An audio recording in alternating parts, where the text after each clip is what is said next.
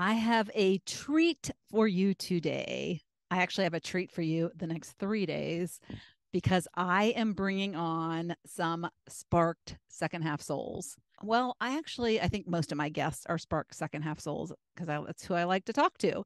But these guests are students who, when I first met them, they were not sparked. They were very unsparked. So they came in to the second half Spark School and completely changed. And so I love them and they are amazing and they have great stories. And since enrollment for the second half Spark School is open this week, and if you're tuning in a little late, I'm sorry. You can get on the wait list and go to my website and get on the wait list for the next time we open. Yeah, so this is the time. This is my winter, I call it winter 23 cohort, and these ladies have graduated from the school and they have really interesting stories to share of how they came in, how they found me. They went through my free training. One of them went through several times. So she shares that. But yeah, when you're ready, you're ready and you can't force it. But some people hesitate. And the sooner you make the decision, the sooner you'll get sparked. It happens very quickly. And so, with no further ado, here are Denise and Karen. Hello, Denise and Karen. Hello. Hello. Hello. Thank you for having me. You're welcome. So I'm going to go ahead and ask each of you to introduce yourselves, just a short little like bio of who you are, where you live, and just something about you. So let's start with Denise. Well, hello. My name's Denise. I'm 50 years old. I live in Plymouth, Massachusetts. I have two grown children. My last one is just about ready to move out. He just bought a house. I am a nurse. I joined Lori 2 years ago at a very difficult time in my life. I was actually out of work with COVID for a very long time in very scary times. And I was just at a crossroads at that time. And she just came across my path at exactly the right moment. And since then, my life's changed in ways that I couldn't have even imagined back then. So I'm so grateful to be here and to be able to talk about my journey and how this whole process has helped me become who I am today. It was Yeah, really is one of the best versions I could have imagined for myself at this point in my life. that's so great. Yeah, I think weren't you home on what is it, short-term disability or something? Yeah. Ended Yeah. up being long term. 18 months I was out of work Yeah, with she long was haul sick. COVID. I was really sick. Yeah, and I've got Um, to give you a lot of and credit. You probably didn't feel great, but you still showed up, you came on the calls, you did the course work that is required. You could have been just staying, laying in bed and just not doing anything. it was a struggle, like it was, but it was the hardest work, I think, for many reasons. One of them is because I was so sick and because I was so tired and I had the brain fog and just Mm, the mental stamina wasn't there. And sometimes the homework would literally take me the entire week to do, but it was the best work that I did. And I'm so grateful that I had that time to do it and to be able to really take my time and not do it as an afterthought because I was so busy with work or anything else. Like it really did consume my entire week because of what I was going through. Like I think it's manageable otherwise, but it really came across at a time when I needed it most. It was kismet. yeah, Not to kismet. sound corny, but Yeah. it was. Yeah. And as I recall, you struggled. I don't know if your voice was like this before you had COVID, but I know that because it's husky, but you had a hard time even talking Oh yeah. because, yeah, yeah. I couldn't even talk without coughing. I couldn't do anything. My voice And the this breathing was this is really at the end of hard. the day. Oh, Yeah. breathing was awful. Yeah. And I thank God we were on mute because I would be coughing through the whole Zoom session. Like we could not have a conversation like this without me coughing so bad. Sometimes I'd vomit. So it was awful. Yeah. Well, and this voice is like a gift of COVID. Oh yeah. Well, it's So kind of yeah. it's unique and it's kind of sexy. Oh, well. My Uh, husband likes when it goes out entirely. yeah, I like the house of my husband, but yes. All right, Karen, why don't you intro yourself? I am 63. I live in Idaho Falls, Idaho, and it's 13 degrees today. Oof. um, Burr. yeah. So I am a widow of 16 years. My husband passed away in 2007. we had 6 children. So my kids range from 30 to 43. They're all grown up and out of the house. And I have one daughter who lives with me. We're kind of more like roommates. And I have 12 grandchildren and recently retired a year ago. So I just got tired of the workforce and found a lot of other things to do. And I'm Yes. busy. And Karen smiles so much more than when I met her. There's a big difference from when I first met you. Well, we met a long time ago because the funny story about Karen is she came to 4 of my free trainings and then finally joined the second half Spark School. So that's great that she kept coming back. She I guess liked it, so she kept coming back.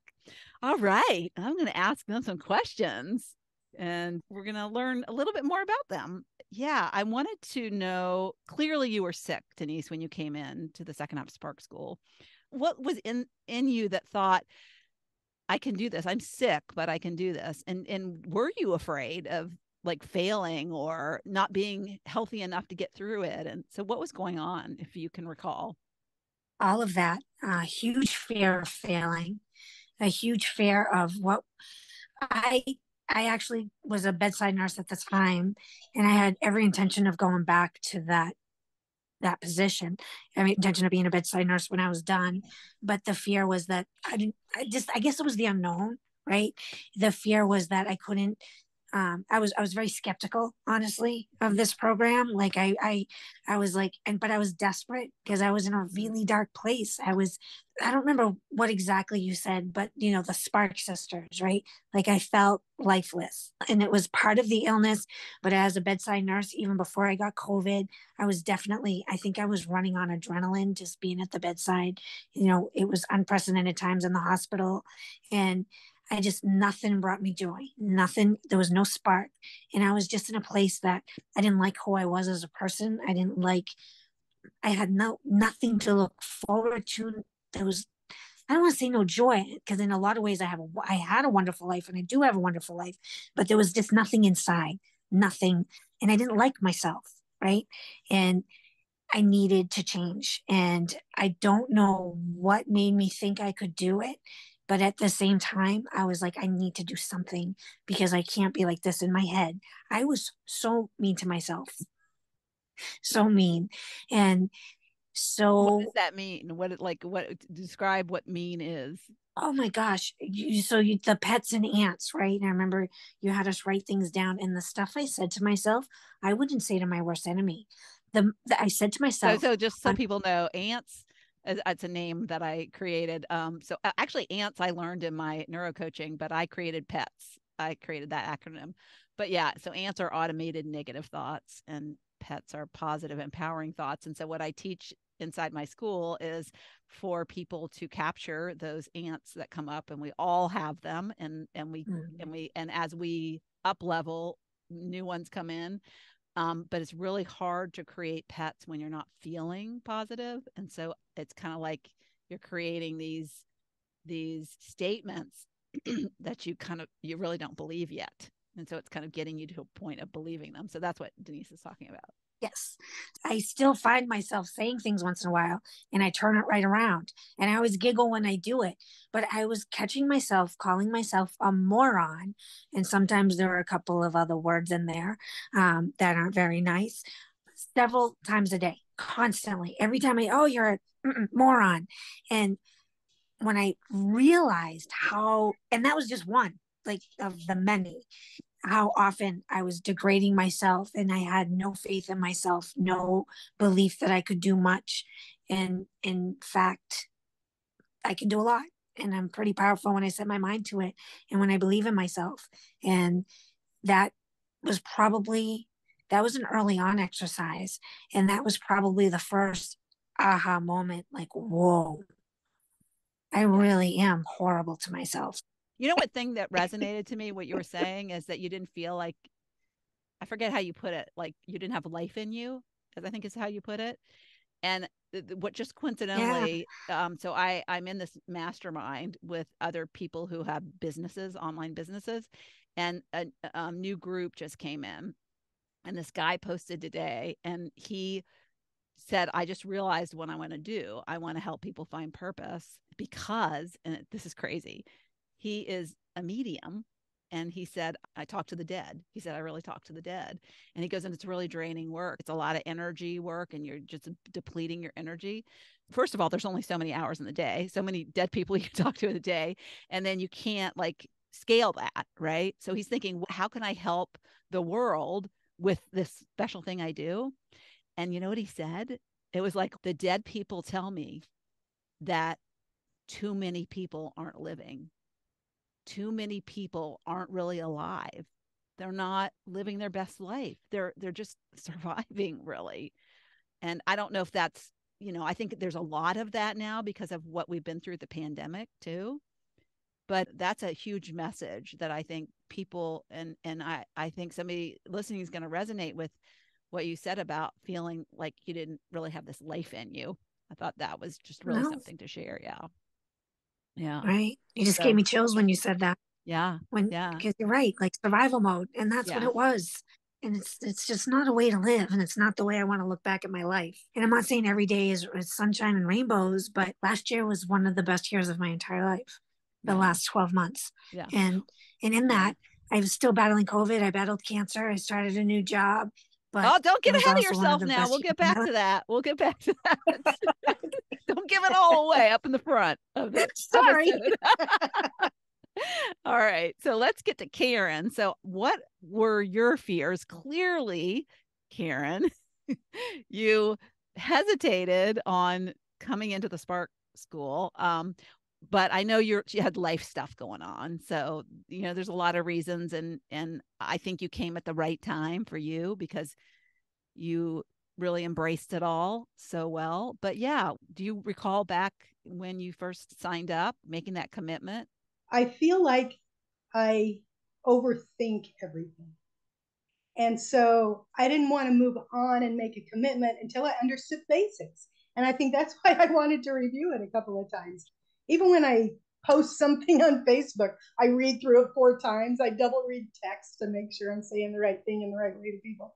Yeah, and I want you to tell your story too about what that big breakthrough you had too, because that was really really fun to witness that, you going through that and just being so empowered after you realized that. So that brings me to, what was your biggest realization or aha moment as you're going through the program? So Karen, I want to start with you. Let's just go back to you. I was very worried that I I had no idea what my purpose was. It was almost like I didn't want to move forward until I had this great grand purpose. And really, there is no great grand purpose. Your purpose can change in the seasons of your life from week to week. You can set a goal, and if it doesn't come to fruition, you can change it and tweak it a little bit and make your purpose something different. I want to interject there because, and this is why I'm really honing in on this subject in this training that I'm getting ready to do, which is now done now that this is going out there, but it's done now. But I'm getting ready to do it. It is purposeful. It's the activity and the doing and having meaning behind that doing. And people do make it so grand. Yeah. So I'm glad you said that. And I think through the whole program, there are shifts that happen, and you don't want in your life your shifts to stop, right? I mean, there's a lot of life left, and so you keep finding a new purpose and keep going forward with new goals and new shifts and new aha moments to to fulfill that purpose, which is always moving you forward. Because if we're not moving forward, we're dead inside, right? Like Denise said. Yeah. And you've done some real stepping out of your comfort zone recently. Karen started playing the ukulele, and she's been such a big inspiration to us in the group. She's gotten and done video and posted in the group, the student group. Inspired me to go buy a ukulele, but she went out to a meetup. So yeah, that was cool. I saw you do that. Yeah, that was just like 2 weeks ago. So my ukulele story is 20 years ago. This ukulele was purchased when my husband and I were in Hawaii. And he was very musical. He played the ukulele and the guitar. And so this ukulele kind of just sat in the corner for 15 years. My daughter took it to college one semester and learned it a little bit. But one of my goals or wishes from the Wishes. program was just to get music back and to have something fun to do. And almost as soon as I put that goal into words, I saw a free training at a community college close by. And I signed up and went to that. And then one of your podcasts, and it was really just within a matter of a week or two, one of your podcasts was interviewing Matt Parkin, who is a ukulele teacher in England. And I was extremely inspired by the very end of the podcast. He said, I think your question was, what is something you can tell people to have purpose in their lives or something? And he said, never say, I can't do something. Always say, I can't do it yet. I can't play the ukulele yet. I can't, whatever it is yet, because there's always time in your future. And if you just get a little thought. And so I went online, I signed up for one of his classes. So I've been taking a class with a group of people who are in England, and I've learned a lot of things, and I can play a bunch of songs, and I just do it for myself. I do it for fun. I play for my grandkids once in a while. And when I'm really brave, I'll make a video and post it on certain places or send it to my children. So many people will not post a video. And so the fact that you're learning ukulele, you haven't mastered it yet. And I don't know how many videos you've posted before, but probably not many. I don't know if that was the first time you've done that, but that is pushing through your fear. I imagine that was a little scary. Yes. And the first time that I did that, I had a friend who, I don't know, she put a picture on Facebook of some artwork she had done. And all she said was, are you brave enough to do something scary? Something like that. And I thought, how can I measure myself later unless I take a leap and do something that's going to be really scary and see what people say? And so I just recorded me singing, I think, You Are My Sunshine, which is a very basic early beginner song. That's great. And great for grandkids. So, Denise, what was your biggest aha? I remember you told me it was so funny because, I have two parts of my program, and one is 6 weeks, and then you can stay with me longer. And so it's interesting because Karen did the longer one, Denise didn't, but that's okay. But so I don't hear from students sometimes, but I'm just like, I'll see them in the group. Sometimes they'll post, or I'll hear from them. They'll send me a message. So I get this message out of the blue from Denise. And oh my gosh, she's like, I can't believe it. All the things that I dreamed in the school, they've all come true, except for your trip to Greece, which was getting booked as you were writing it. And so I was like, well, tell me more. You got to come on the podcast and talk about it. But one of the things that I loved that you said is that you thought I was drinking the Kool-Aid. I'm like, that's priceless. Right? Yeah. Yeah. I had no idea. You didn't tell me that initially. So yeah. So what did you recall what your biggest aha was in that time frame? I had a couple, like, to kind of piggyback on what Karen was saying, is that it's interesting. Your purpose really can be fluid, right? It doesn't have to be this grand thing, right? It can be different, and it can be different to different aspects in your life, right? So I remember that. So aside from the ants and the pets, that was like one of the first ones that was just really shocking. And then I remember we were talking about, like, one of my bigger fears was that I'll never retire, right? Because I didn't set myself up earlier in my career, and I'm really concerned with that, blah blah blah. And you actually said something. You were like, well, what if you found a job that you never want to retire from? And I was like, okay. I didn't really love that answer at the moment, but I was like, all right. But you aren't wrong, right? Like, for the first time, I'm in a job that I absolutely love. And it was, again, changing my purpose. Like, my goal wasn't, okay, my end game is to retire so that I can enjoy X, Y, and Z. Why aren't I enjoying my life now and having my purpose now, and not, I want to have it later too, but I got to live now. And I feel like that was kind of like almost as like a slap across the face that I needed to say, all right, like, I have a few years before retirement.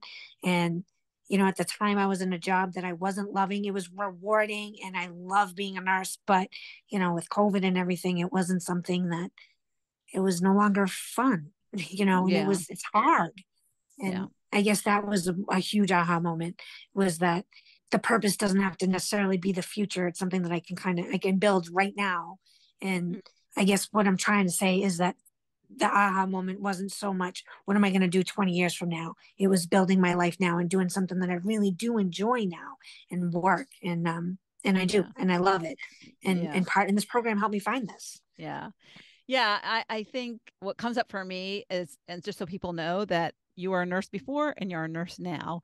And I Mhm. think what is interesting because, Nancy Dubé, who was a nurse as well, was very similar to you. She hated her job. And so the work within that job, the activity that you do as a nurse, caring for people and being a nurturer, kind of that's innate in you, but the environment might be wrong, the setting might be wrong, the people might be, it has to be aligned with who you are. And I remember with Nancy, one of the things that she valued, spending time with her patients. She was in this rigid environment where she could only spend 15 minutes and she had to fill out all these forms. So she would go in and ask them questions from this form, and she couldn't do what she loved. And so I think it's also important for people to know that just because you're in the wrong, you might think, oh, I can't be a nurse because I hate being a nurse. No, it's you got to look at the whole picture and what is causing you to not like it. You had said to me, write down what you want. And you said, don't think about how you're going to get it. Write down what you want. And again, I was like, okay, I don't understand this. And I did that. And I wrote down things that does not align with my job in any shape, way, or form. I wrote down the things that I loved about my job. And then I wrote down the things that I wanted. And they were two different careers in my mind. Like they didn't go hand in hand. And yet here I am. And I have that job, all of it. And it's like, I get chills when I think about it, that I never in a million years thought that it was possible. And here it is. And I'm still a nurse, like you said, and I'm still caring for people. And it checks every box, every Yeah. single box. How Yeah. crazy is that? And we'll get back to how it went down because I find that very fascinating too. So, but you put it out in the universe, and the universe Yeah. heard you. It hurt me. The Yeah. other aha moment, this was another one that kind of hit me. And I remember one of the exercises was to write down people who I perceived as happy, right? And I wrote down the list, and these people to this day, I look at them and I consider them happy. And afterwards, I went back to the list and I wasn't on it. And that was an aha moment, like, whoa, why aren't I on that list? I want to be on that list. And that was kind of like a feel sorry for myself for a minute. And then I was like, nope, put on my big girl pants and I'm going to be on that list. I'm going to Yeah. consider myself a listed person. And that was a big moment for me, that it Yeah. didn't even occur to me to put me on that list. Yeah. That's awesome. One of the things that I teach people to do, we just go in autopilot. I mean, our brain's on an autopilot. That's why I wanted to call this training I did Awakening, because we're asleep. We're very asleep. We do things not consciously. We're not even aware of it. And so it's a lot of like shifting to understand what's going on. And so what I teach people to move towards is to be a scientist, right? Be the observer of what you're doing. It really helps to look at your situation and your reactions and etc. And so now that you guys are the observers, or being the observer of you, what do you think? And we'll start with Karen, of the Karen before and the Karen now. So I'd love to hear what you think shifted, how you're different now. Some of the things that I've learned is that you just have to keep moving forward as you're figuring things out. And when early on, when I was doing the free training, I was not happy in my job. I was thinking about how I figured I was too close to retirement to make a change. And I just would have to live with not being happy, right? Then we had to work from home. I hated that. We went back to the office. It was so stressful. There was a girl who worked in the office next to me who started being very critical at the way I did everything, almost to the point of maybe bullying me a little bit.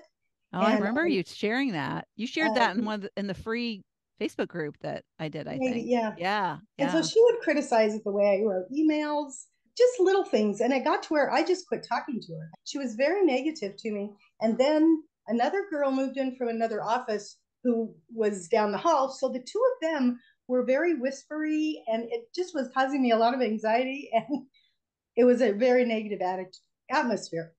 While I was on the sidelines going through your program a couple of times, thinking about how can I retire or what should my next step be, I kept meeting people who would say things about retirement, or I talked to, I don't know, 4 or 5 different people at Social Security trying to figure out what my circumstances were, because there's so many different circumstances to get Social Security. And because I was a widow, I had husband benefits and things like that that most people don't have to go through. And anyway, when I finally made the leap to retire, we were on a coaching session, and I was talking about these girls who were causing me stress. And you said, what if those people were put in front of you to help you make these decisions?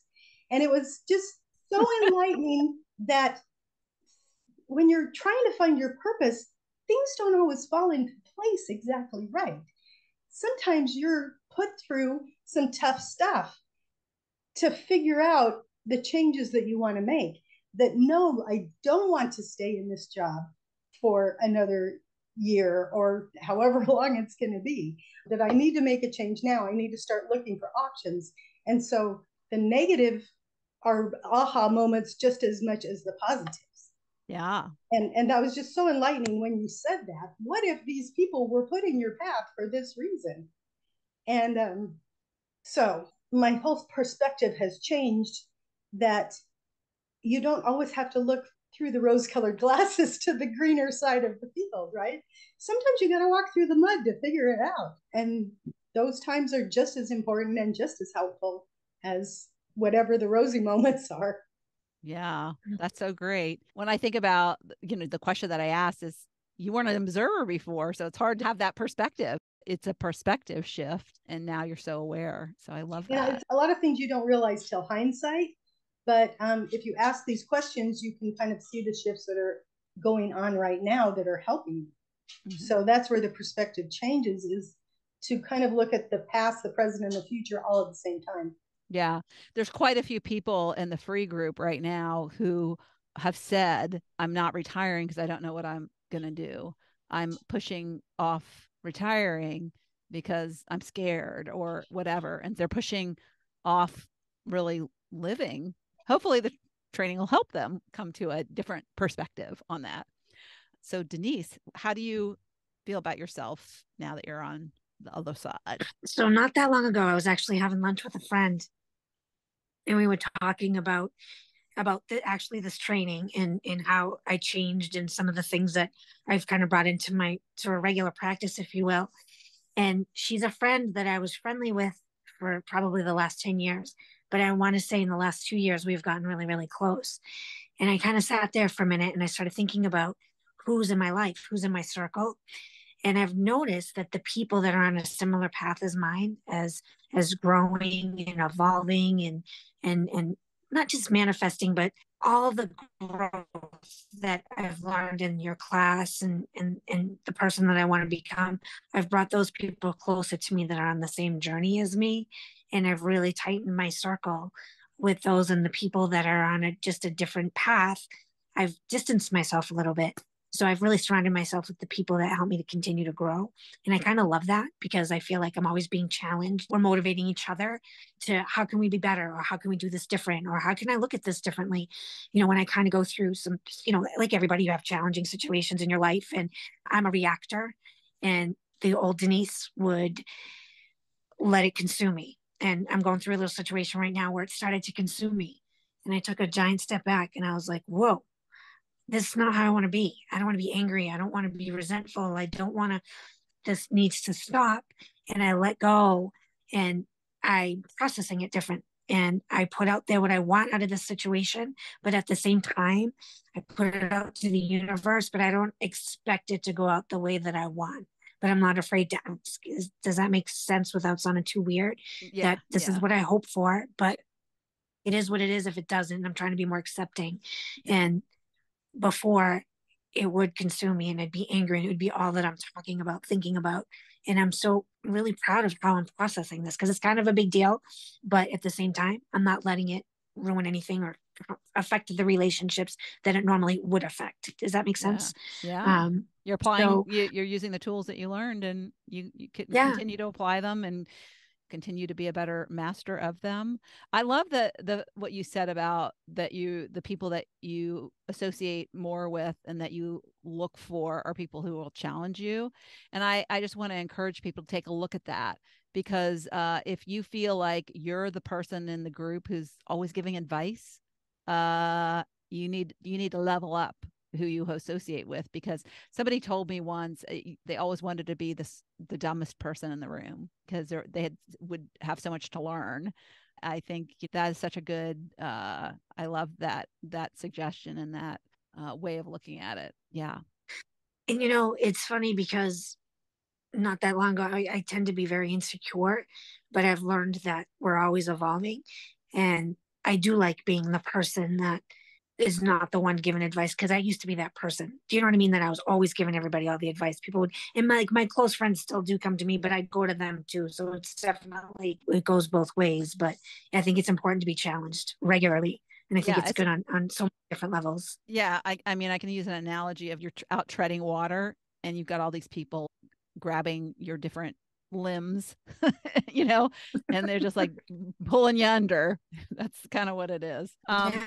So now I want to close with you each telling you both have a good story. Denise's story of the route she took was so unexpected. It's like that's why we can't ever know. We can put out there what we want, but we have no control over how it's going to roll, how it's going to roll. And the path that we're given is often one we, if we knew, we'd be like, no, thank you. I'll stay where I am. Right. Right, right. It's the mountain you got to climb before you kind of like ride down the other side. And then, of course, Karen has this great car story. So let's start with Denise. Let's go first with Denise. All right. So we're going to dial it back. It's almost 2 years, right? Two Yeah. years now. When I started this, I was out of work. I had COVID. Didn't even know what long haul COVID was at that time. I just knew that I wasn't getting better, and the symptoms were significant, and they were truly affecting my life. Like I couldn't do anything. Um, I started this journey. Like I said, I was in a dark place, and I was on steroids, and I was on all these medications to open up my airways. Wasn't getting better, wasn't getting better. Went through the program, and I put out there crazy things. I mean, obviously I wanted ultimate health. That was number one. I wanted this job, and I wrote down all these crazy expectations, not expectations, wants for a job. Like I wanted autonomy. I wanted to work with a flexible schedule. I still wanted to be a nurse. I wanted to make money. I wanted to make a difference, but I didn't want to be exhausted at the end of the day. Um, You wanted so your I put weekends that out off, there. I I said, recall. You wanted more weekend, oh money yeah, and your weekends weekends and off. I holidays remember. off, Yeah. Yeah. more money, weekends and holidays off, no nights, right? And I was like giggling as I'm writing it. I'm like, okay, this is fun. I'm just gonna keep going. So with that, I kept going, and I said, I want to go to Greece, and I want to learn how to speak Greek. And not to sound shallow, I was like, I want a Louis bag, just something I never bought myself.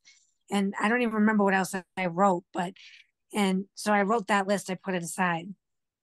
So fast forward, I go through the program. I'm still pretty sick with COVID, and they find these weird labs in my blood work, and I go through all kinds of testing, and they go to take out my parathyroid because my labs were off and because I had bone loss, and they thought the bone loss was because of my parathyroid.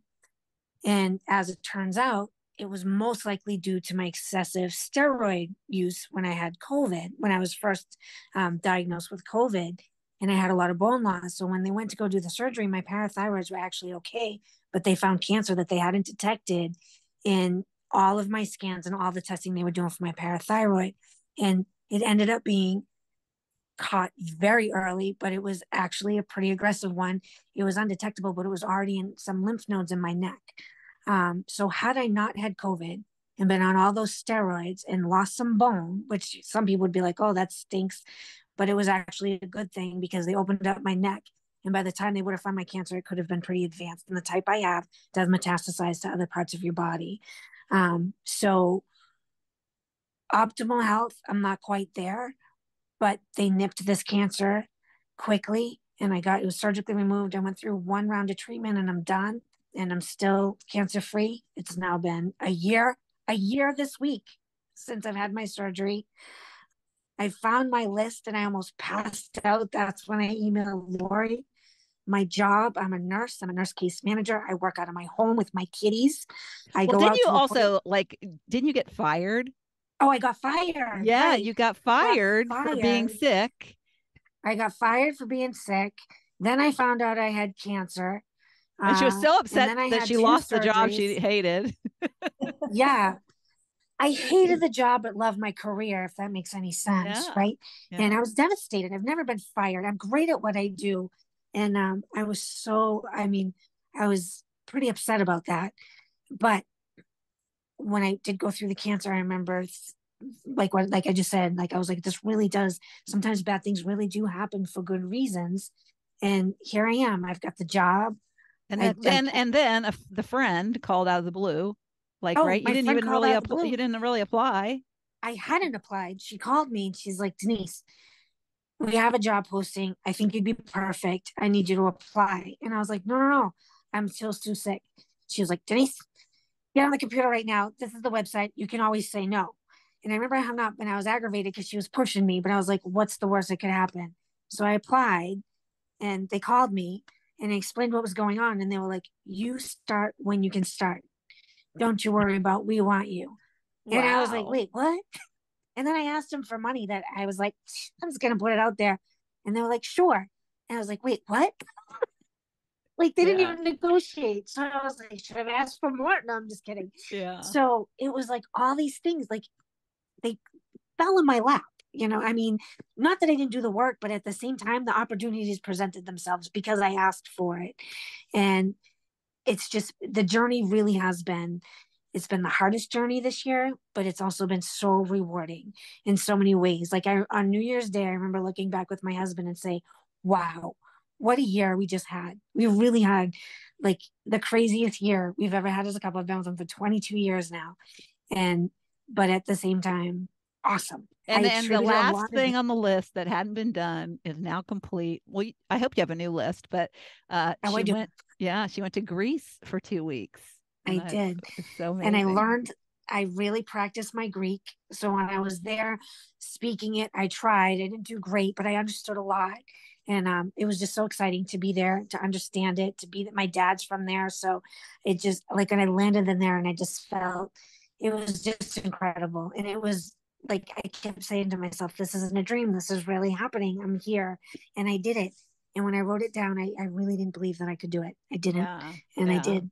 That's great. And I got my Louis. Yeah.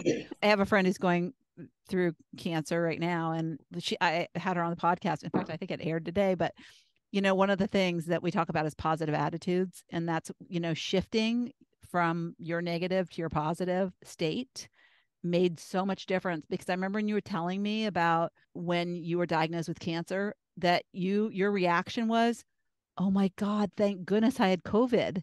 You were seeing the glass half full. It wasn't like, oh my God, another thing.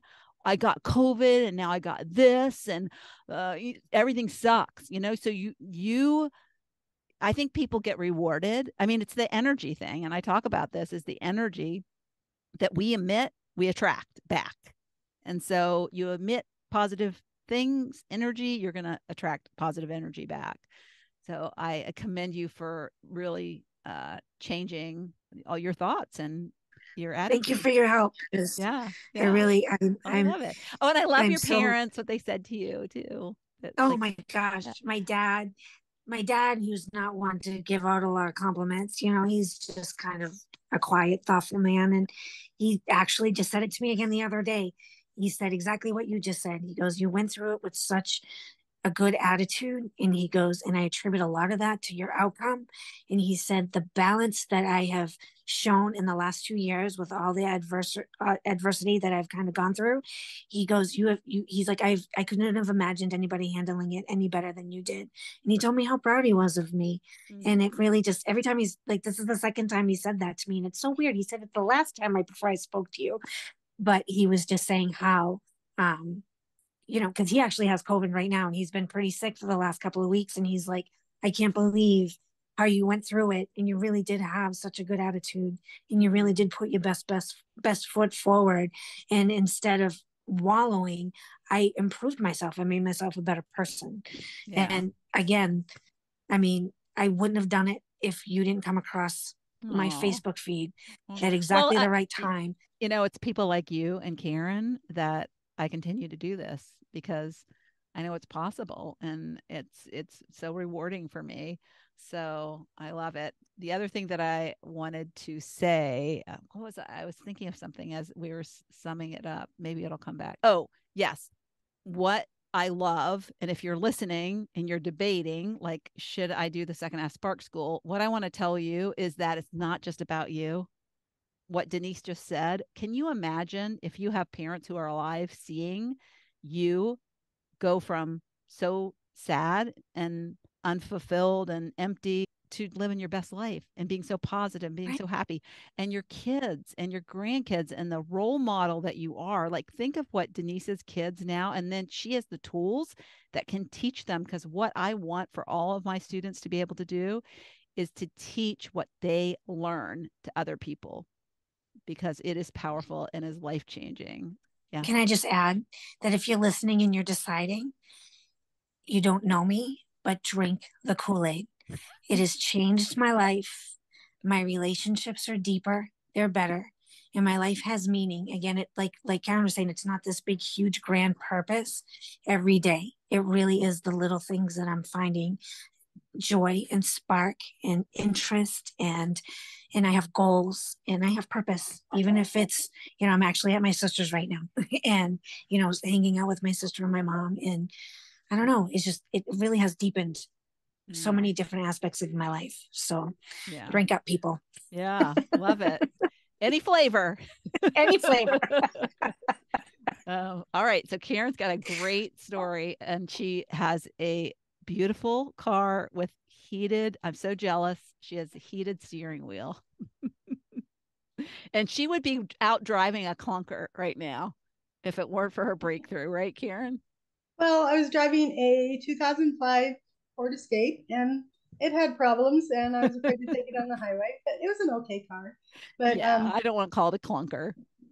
So I think the second time I took the free course, I did not sign up for the Spark School, but I got an email that talked about vision board thing. Was it a modified version just to focus on ants and pets, and part of that was the vision board. Okay, So, all right. at that time, so a year ago, I made a vision board and put some things on it that I wanted to accomplish during the year. One of the things was research a new car. So somewhere along the lines, I researched a new car. So towards the end of last year, I made a new vision board and I reworded that to buy a new car.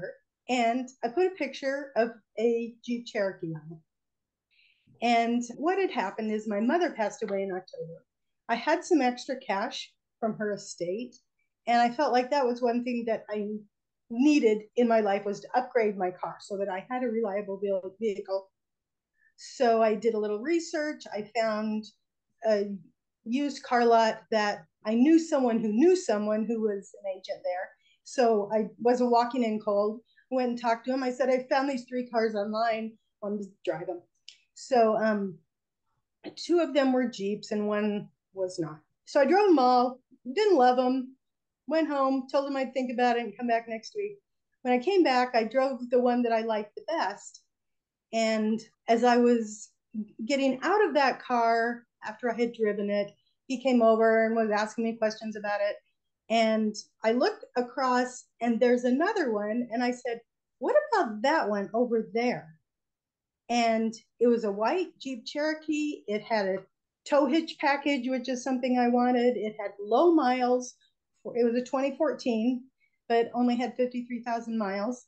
And he said, "Oh, that just came in. We haven't even cleaned it up yet, and it's not ready to drive." So I said, "Okay, I'll come back." And so by the time I got back, they had figured out a price on it, had it all cleaned up. And I feel I put those thoughts out into the universe. I feel my mother and father had planned their estate so that their children have this extra, had some money from them. I feel that my husband, who's on the other side, had part in bringing this car to me. See, I'm going to get teary, but anyway, it was not only part of the program, making the vision board, thinking about what I really needed in my life and putting it out there to the universe. But I just feel it was inspired. I'm a spiritual person. I feel that I had help from solidifying the thoughts of what I really wanted in my life and telling the universe or God or whoever. And I feel like I had help in finding that car and that it was put in the right place at the right time. And it seems silly that something so physical and worldly as a car would have a spiritual side to it. But I just feel that it was meant to be. So, Yeah. so what happened? Something Oh, I was, forgot to yeah. tell the whole other part. Yeah, The the other thing part, I'm like, that was really, she almost did not get this car. Well, I think that was before you went back. You hadn't gone back well, yet. I had actually driven the one I liked. I decided Okay. I wanted to do it, and then I said I'm going to think about it overnight. I went home. I sent a text to my son. I sent a text to my friend. I'm thinking of buying this car. What do you think? Why I felt I had to ask people's permission, I don't know. Well, you do know now. And then it's just my overthinking. I mean, you're spending a lot of money on something. I want to make sure that I'm doing the right thing. And I had Well, and driven. I just want to touch on this because I talked about this in the training. It's the thinking she's doing is coming from the brain, not from the heart. The heart was leading her and she was kind of like suppressing that. And one of the big things that Karen learned is that her heart is right. And so that was, yeah. So go ahead. And like I said before, I just overthink things. I felt like I needed everybody's approval instead of just going with my gut. And I think we had a coaching call that Yes. night. Yeah. And your question to me was, well, it doesn't, it didn't matter to you if I bought the car or not, but you said, will your life be different in 6 months if you change your mind on the decision that you've already made? And I just had this flood of, yeah, I'm driving a clunker. I have things I want to do. Part of what I want to have happen in the next year is to go on some road trips. I need a good, reliable car as a single woman. And the next day I went and I walked into the dealership and I said, okay, we're going to do it. And I made that decision all on my own. I didn't back up and, re-ask anybody. I just woke up that morning and said, I'm going to go do this. Since I made that purchase, I've been to Arizona, I've been to California. It's a great car on the highway. It's a nice warm car, 4-wheel drive for driving in the snow around here. And I'm very happy with it. And yeah. I love too, because one of the indications too is you were asking people and you didn't like their answers. And so in that when you're like, that means okay, yeah, your brain is asking, but your heart is like, no, I am. I So should have I made love the that. decision on Yeah, my own to begin with. yeah, yeah. But one thing that Karen also said to me, which really I loved, and it made me feel like I have these little birdies that come in to the program and then they learn how to fly. And so one of the things she said is that I teach people how to coach themselves. And that is so powerful to me because I don't want people to have to rely on anybody but themselves. Mm-hmm. And I want them to, and then they can take that and help other people as well. Because if they know how to coach themselves, they know how to be in relationships from kind of a coaching perspective, which comes with a whole different mindset. And you can really help people when you have that talent. So I thank you for that insight. That was really resonated with me when you said that. So you guys, you are coaching yourselves and you're doing just fantastic. And so couldn't be prouder. Well, thank you. Thank Proud you so mama much. bird. So thank you for coming on here and sharing your stories. I love these ladies. I love my students, and everybody is so unique in their own special way. And once they start to understand that how limitless they are and how powerful they can be if they just step into that belief. And here's 2 examples. So thank you. Thank you. Thank you so much. It was good to see you. All right. Fly away. Thank you. Thank you so much for tuning into the Not Your Average Lives podcast. If you haven't yet, make sure to subscribe on iTunes if you have an Apple device. You can find free resources and learn what else I have going on at the moment that might interest you on my website at notyouraveragegrandma.com. You can also find me on Instagram or Facebook at Not Your Average Grandma. If you liked this episode, it would make my heart so happy if you could leave me a 5-star rating. You can also add a review to let me know what you like about this podcast, which will help spread the word about it to others who need a little midlife inspiration. As always, be you, listen to your inner voice, and focus on reigniting that lost spark so you can start living your own, not your average life.